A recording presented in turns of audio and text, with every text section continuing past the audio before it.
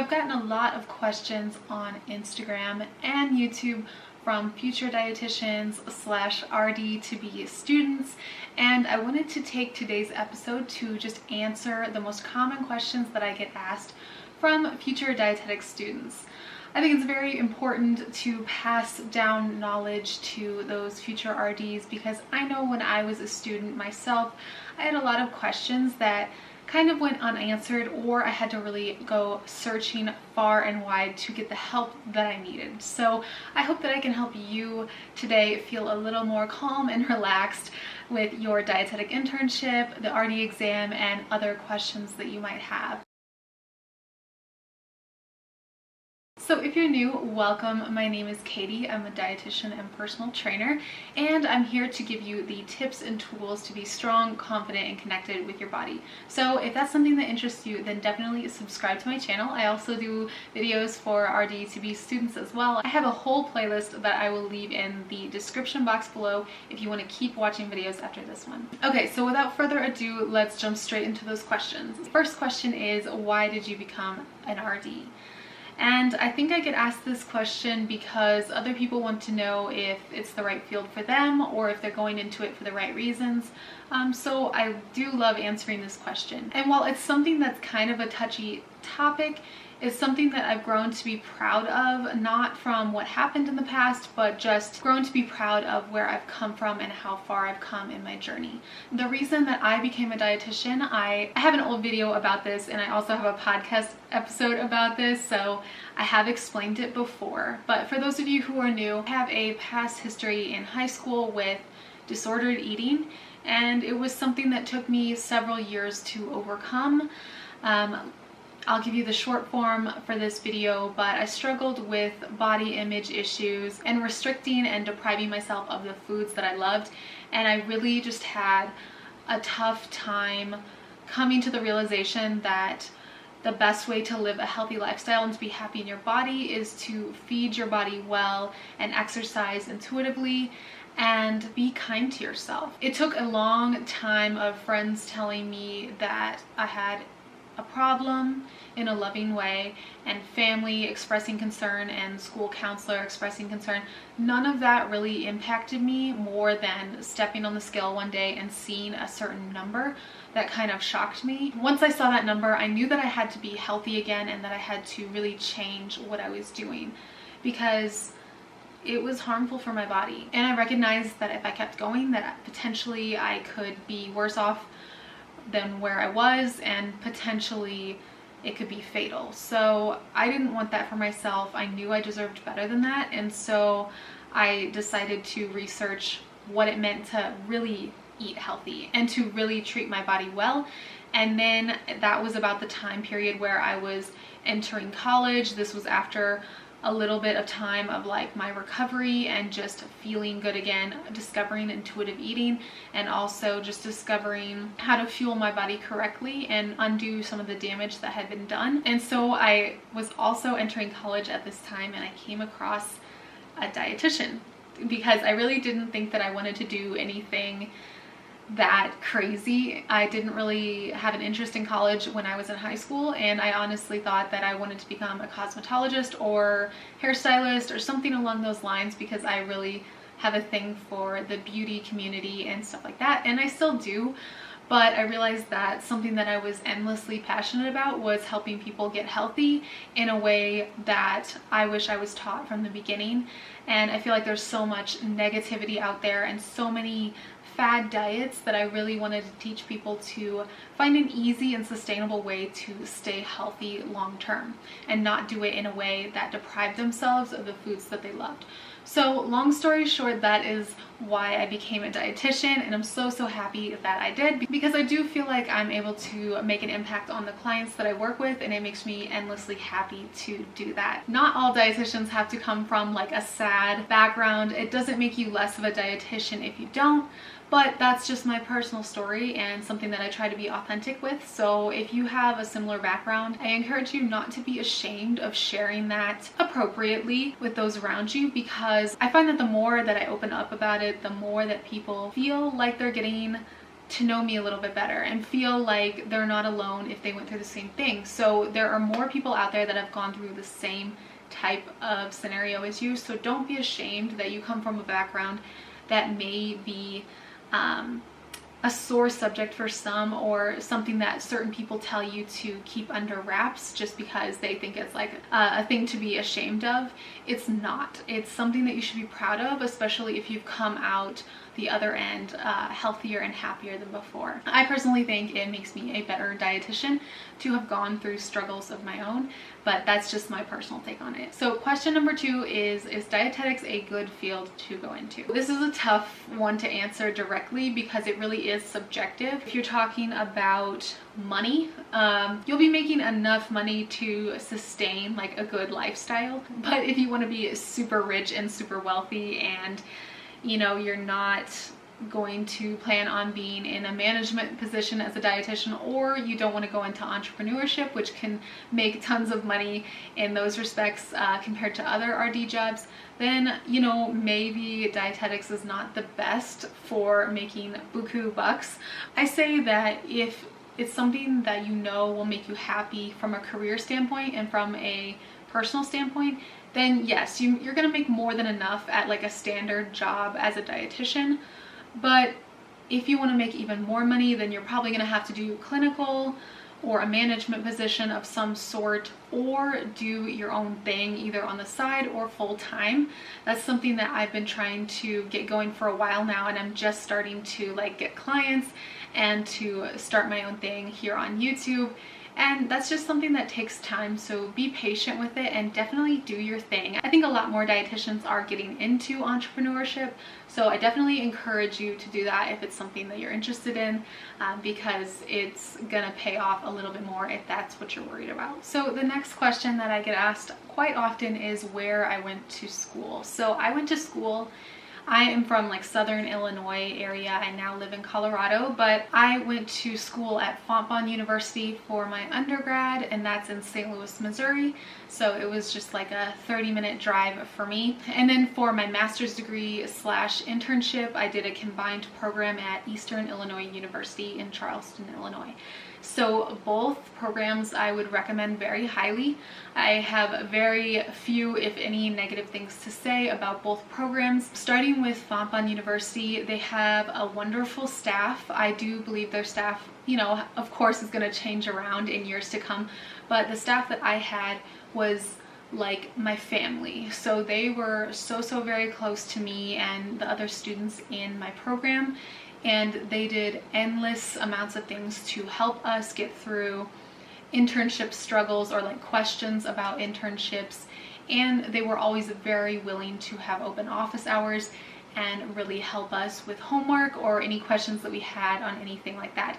Now it was like a difficult program, I'm not gonna lie. It was lots and lots of work, and they pushed you very hard, but in a very motherly, family kind of way, if that makes any sense. So they push you hard, but it's only because dietetic internships are so hard to get into, so they really try to make you prepared to be a very good applicant when you're applying to dietetic internships, because it's a 50-50 match rate, which is really tough and really intimidating.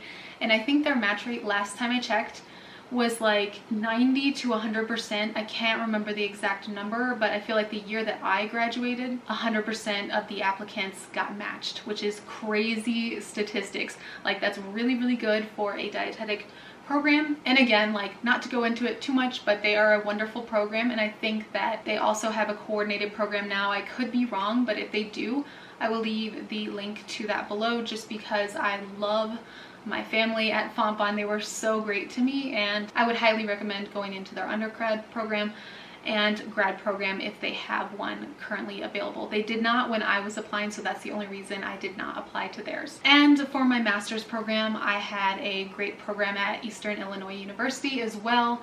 They have a coordinator program, which is something that's really hard to come by. I think they're gonna start growing that slowly, but they had a really good program, and it was an accelerated program, if I'm not mistaken, about 18 months, which is pretty fast for getting your internship done and your master's degree.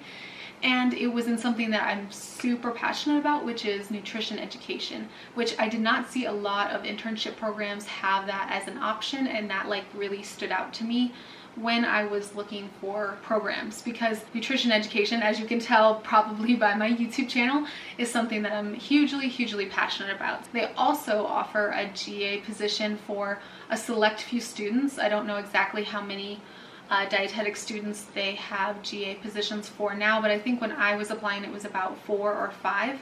So I was one of the GAs, and I got to teach the food science food lab program. It was more like a food preparations kind of course, so basic food stuff, not like crazy food science, but it was really fun to be able to teach the class.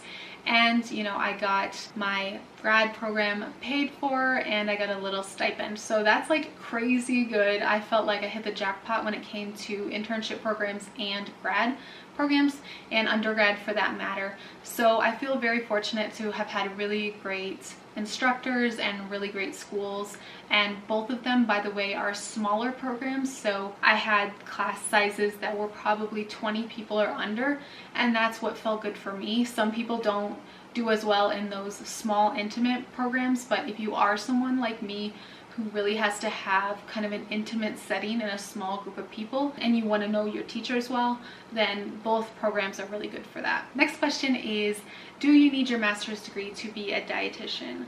So this is a good question because things are changing. So in 2024, they are going to change what's required. So right now, how it works is you go in an undergrad program, and then you apply for an internship. And then when you get into an internship and finish your 8-month internship, then you can apply to take your exam and become a dietitian. So it's kind of like a set of steps already in itself. But now it's going to be undergrad program, master's degree program, and internship, and then you take your exam. It's kind of stressful for a lot of people, and I do recommend, they are going to graduate people that are, you know, between 2020 and 2024 into this, so you don't have to have a master's degree from my understanding. But I do recommend that if it's important to you to stay competitive and like a degree means something to you, that you do get a master's degree if it's possible, just because it like keeps you up with the other dietitian competition, because you know the job market,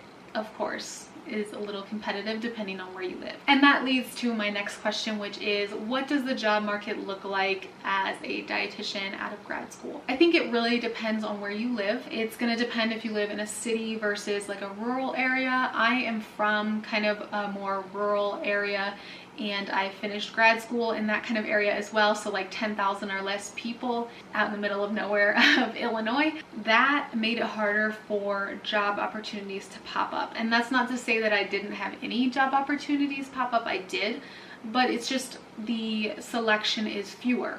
So you do have opportunities, and I encourage you to like not get down on yourself and not get caught up in like the doom and gloom of like living in a certain area and not being able to find a job. You will find a job, but it's a lot more competitive, and it can be a little more of a headache to do that. So if you live in a city, there are a lot more opportunities. I would say from what I've found moving from Illinois to Colorado, there are more job postings just in general, but I did find that the jobs that I applied to were also just competitive. So you have to keep in mind that both places, it's like you're either going to live in a rural community and you're going to have less jobs available, so more people are fighting for that job, and then in cities you're going to have more qualified people fighting for one job. So it's a tough world out there, and I think that's probably true for any profession, so I wouldn't get too down on that, and I wouldn't let that stop you from becoming a dietitian. It's just, that's the honest truth. I had a little bit of you know, a tough time mentally when I was searching for jobs right out of grad school, and then I wasn't finding something right away, but a couple months went by and I did find a job that I was really passionate about. And so I am nutrition coaching online for an online platform, and I get to just talk to my clients from the comfort of my own home and look at their charts and give suggestions.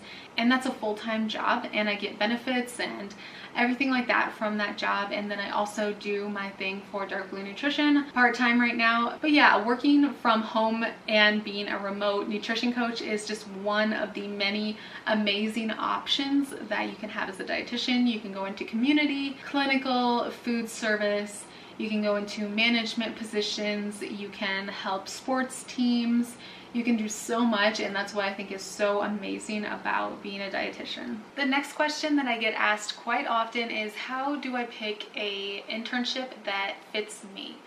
And there are a lot of internships out there, so if you're asking this question, it's a very good question to ask, because not every internship is going to fit your needs. Well, it will technically, like from a technical standpoint, all internships will fit your needs to become a dietitian, but in the sense of like what will make you feel the most fulfilled, there are internships that will do a less good job of that for you personally, and ones that'll be a better fit for you, and then ones that'll be a better fit for your friend. So for internships, you want to be open to a lot of opportunities, because again, they are competitive, but at the same time, in order to be the most optimal fit for a program, and thus they might pick you to be their intern, you want to make sure that you're picking one that fits you and that they fit you back. How you do this is think about what you want to do as a dietitian and see if there are certain internships that focus their curriculum or their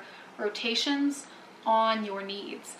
For me, it was nutrition education was my biggest passion, and so I found an internship that fit that passion. I found other programs that I thought fit my needs too, but you have to also look into location. There are going to be certain locations that select more people from the external states, and then some internships that are very, very nitpicky and usually only pick from their own state. So you want to look into that, because there were a few programs, like for example, I had one in Washington that was really, really interesting to me, and it was really expensive and it was really cool looking, but I realized that they picked a lot of students only from it within their own state. So if it's a desirable place to live, most likely there are going to be they're going to be blocking off new people from coming, because they're going to try to pick from their own students. Same with Colorado. I wanted to do an internship in Colorado, but then I found out after doing some digging on their Facebook that most of their interns were from Colorado.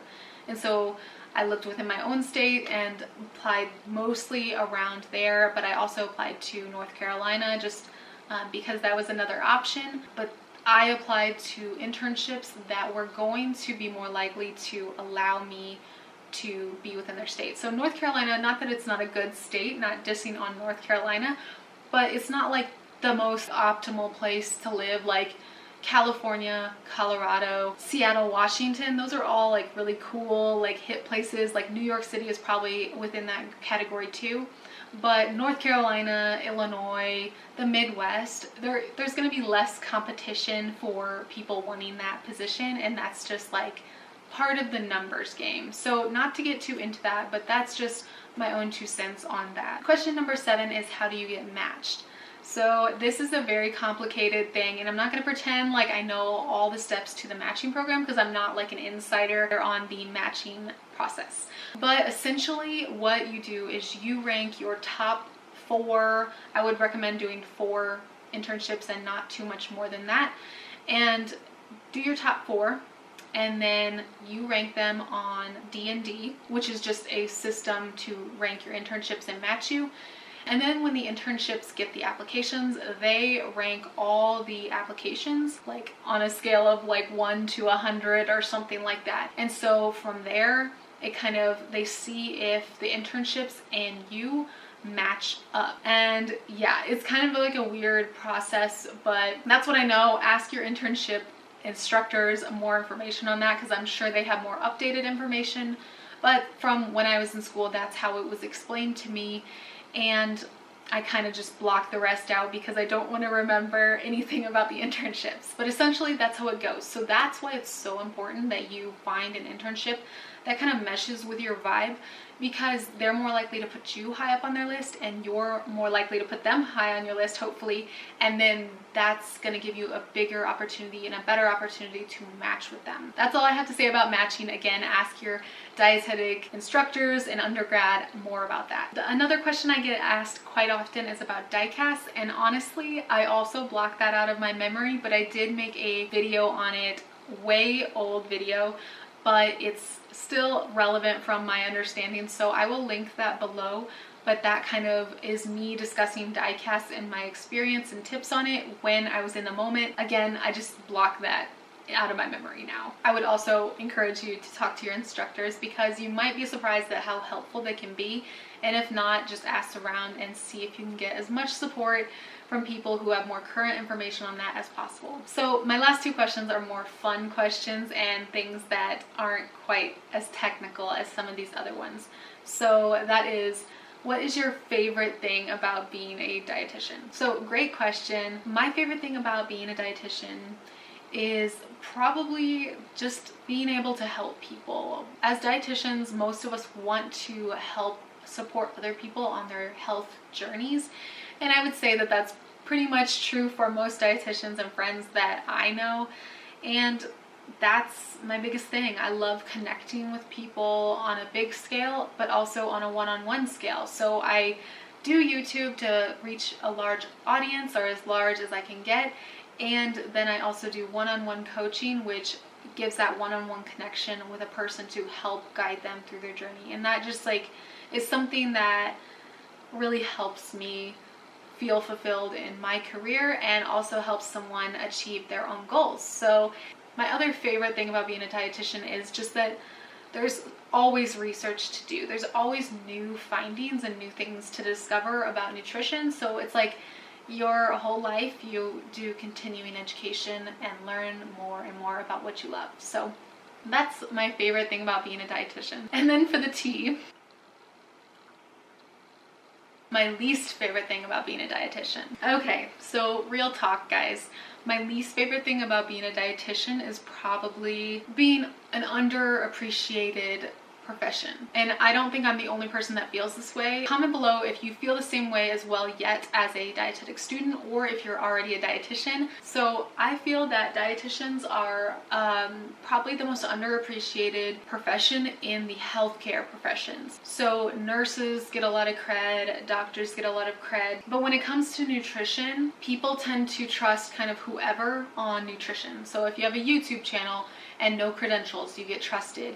And if you are a health coach and you took a 10-day certification and you're a health coach, you get, your credential essentially, and that's enough for someone to trust you. You would never just trust a doctor that had a 10-day certification, and you'd never trust a nurse to help you if they became a nurse in 30 days.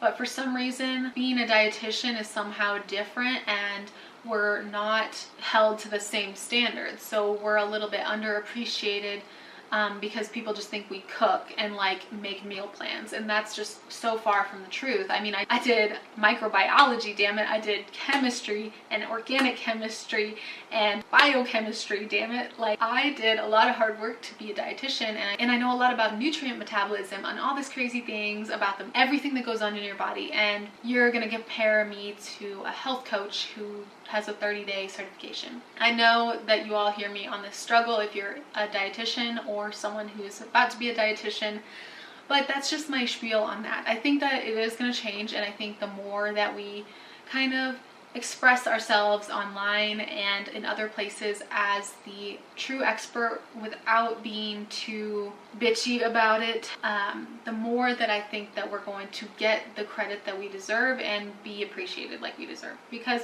we deserve it. We do. We are smart, we are capable, and we are the experts in the nutrition world. And that is my biggest pet peeve about being a dietitian, but still love it, still a dietitian, and still proud. So those are the biggest common 10 questions that I get asked on Instagram, and I hope you enjoyed this really long talk. I'm gonna try to edit it down so it's not like a freaking 100 years long, but I hope you enjoyed it. And if you stayed through the whole video, comment below and let's chat, because I don't like just talking to myself here. I want to hear from you. What is your experience, and what's your favorite thing about being a dietetic student, and what's your least favorite thing? Comment below, and I will see you all in the next video. Bye guys.